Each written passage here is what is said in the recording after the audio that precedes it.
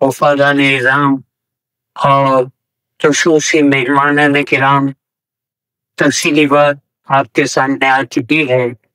एक बात अर्ज किए रहता हूँ कि आपने अभी ये बात सुनी तो आपने नामदार सरवर कायनात सरदार दो आलम सल्लल्लाहु अलैहि वसल्लम पूरी कायनात के लिए रहमत बनाकर भेजे गए थे, तो इसका असर हमारे ऊपर आना है। यूं जरूरी है कि हमारे अंदर वो बातें पैदा हों जो इंसान के लिए रहमत और फायदे की बात हो।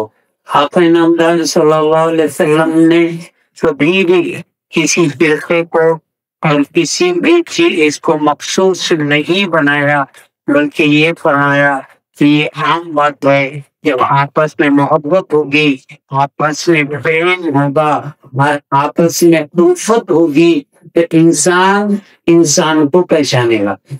और अगर हुजूर की इस बात पर अमल नहीं होगा तो मेरे दोस्त और बुजुर्गों, इंसान खुद इंसान का दुश्मन बन जाएगा।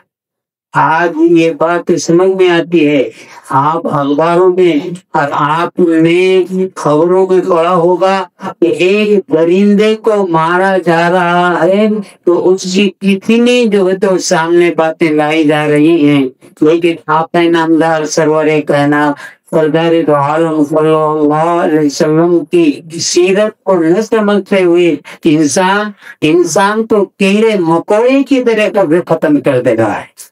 तो आज इंसानों में मोहब्बत अगर पैदा करनी है और फिरका वारियत को खत्म करना है और एक जान हो जाना है, तो आका नामदार सरवर कायनात सरदार दो आलम सल्लल्लाहु अलैहि वसल्लम की बातों को आम कीजिए। आप जैसे ये सीरत को इसका ये इजलास पे जलसा हो रहा है, इसको आम कीजिए। और आम मैं आपको सच कहता हूँ, तो आम जल से गुरु से तो होगा ही होगा, लेकिन चलते घूमते फिरते बैठते एक दूसरे से मिलकर आका नामदार सल्लल्लाहु अलैहि वसल्लम की सीरत के जो है तो तस्वीर हो, आपकी बातें जो है तो लोगों के सामने आए तो इंसान बनेगा।